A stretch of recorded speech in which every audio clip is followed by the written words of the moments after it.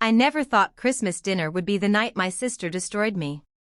But I also never thought it would be the night her entire life fell apart right in front of me. My name is Alina. And this is how my own sister tried to embarrass me in front of her rich CEO boyfriend. Only for him to see her true face and end her career in one single sentence. The moment she raised her glass and said those words, I felt the whole room freeze. I swear even the Christmas lights flickered. She thought she won. But she had no idea the man sitting next to her had already chosen who he believed. Growing up, my sister Zara and I were always compared. She was the glamorous one. The smart one. The successful one. And according to my mother, the one who could do no wrong. Me. I worked part-time as a bakery assistant while finishing my online degree. A simple job. A simple life. And apparently a simple embarrassment to the family. Christmas dinner was at our house this year. Candles glowing. Soft piano music playing. Everyone dressed like we were attending a royal banquet. And then there was me in my favorite red sweater. Warm, comfortable, and apparently offensive to Zara. When she walked in with her boyfriend Ethan, my mother gasped like a movie scene. He was tall, sharp, dressed every inch the powerful CEO everyone whispered about. He shook my hand kindly. His voice calm. Ethan said, "Hey, you must be Alina, I heard you bake." I nodded, "Yeah, I do. I made all the desserts tonight." His eyes lit up. "Really? I can't wait to try them." But Zara twisted her lips like she smelled something bad. She whispered loudly to my mother, "Mom, she still works in that little bakery. It's embarrassing." I pretended not to hear. But it stung. Like always. Dinner started normally. Small talk, clinking cutlery, laughter that felt rehearsed. But I noticed something.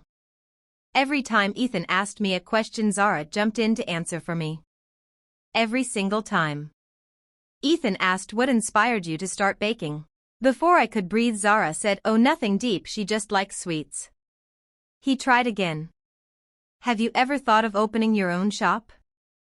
Zara cut in, "Trust me, Ethan, she could never handle that kind of responsibility." I forced a smile.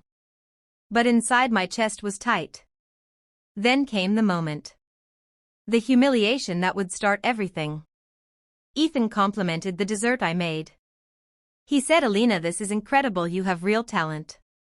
My sister rolled her eyes dramatically, stood up and tapped her glass. Everyone turned to her. She spoke loudly like she was hosting a show. Zara said, "Since Ethan is here, I think we should all be honest tonight. Especially about careers." She looked at me. My cheeks were already burning. Zara continued, "My baby sister still works a low-end job and refuses to grow up. And Ethan, you should know, she once said she wishes she had your kind of success." People murmured. Some chuckled. My mother covered her face. My throat tightened. She wanted to make me look small. Inferior. Pathetic in front of the richest man she ever dated. Ethan stared at her. Then at me. And he asked quietly, "Is that true, Alina? Did you say that?" Everyone leaned in like hungry wolves. I took a breath. I felt the weight of years of being the lesser sister. And I said, "Yes, I admire successful people. But that has nothing to do with wanting someone else's money. I'm happy with my work. I just want a future I can be proud of." The table fell silent. Zara's jaw clenched. She whispered, "Oh, please stop pretending you have ambition." Ethan's eyes sharpened. He asked Zara, "Why are you talking to her like that?" She froze. My mother rushed in, "Ignore them, sweetie, she always gets emotional." But Ethan didn't look away. He said again, "Zara, why are you belittling your sister in front of everyone?" Zara's voice cracked. I'm just being realistic, she needs to hear the truth." He replied, "Or maybe you need to hear it." The whole room sucked in a breath. For the first time in my life, someone defended me. And it wasn't even my own family. It was the man she brought to impress. Ethan pushed back his chair, stood up and looked at her with a cold expression I had never seen before. He said, Zara, I came here to meet your family, not watch you tear them down. I've seen this attitude at work too. The superiority. The way you talk to people. And I warned you last week that we needed to discuss your behavior. Her face went pale. Wait, what behavior? What are you talking about? Ethan said loudly enough for everyone to hear. Zara, there have been multiple complaints from your team. You've been arrogant, dismissive and unprofessional. And I planned to handle this privately. But after tonight I realize your attitude isn't a workplace issue. It's who you are. My father whispered, oh my God. My aunt gasped dramatically. My mother almost fainted. Zara shook her head. No, you can't be serious, Ethan, you're overreacting. She's lying, she's jealous. He cut her off. Enough. Your position at the company ends this week. Zara screamed. What? Her voice cracked into pure panic. You're firing me because of her. He answered, because of you. I don't want that behavior representing my company. Not anymore. She looked at me, her face twisted in rage.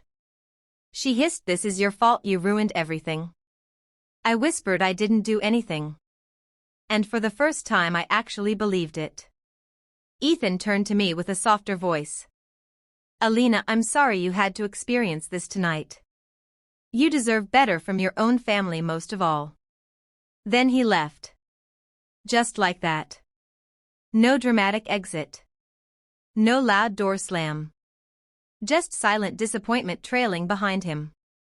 Zara collapsed into her chair. Sobbing. Humiliated. Her Christmas crown knocked to the floor.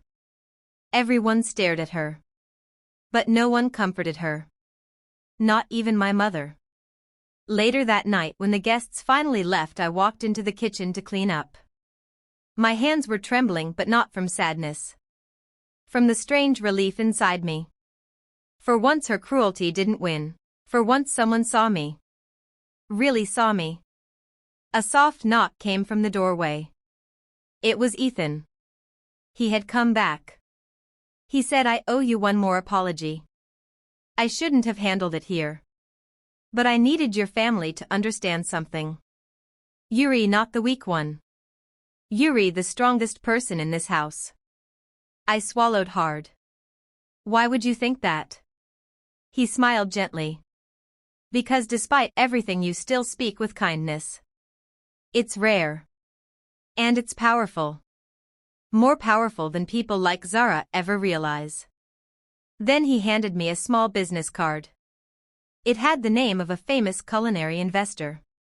He said they'd been looking for fresh talent. And after tasting your dessert, I think you're more than ready. If you want a real chance, call them. I held the card. My heart thumping against my ribs. He believed in me. A stranger believed more than my own sister ever had. He walked away. Leaving me with something Zara never expected. A future.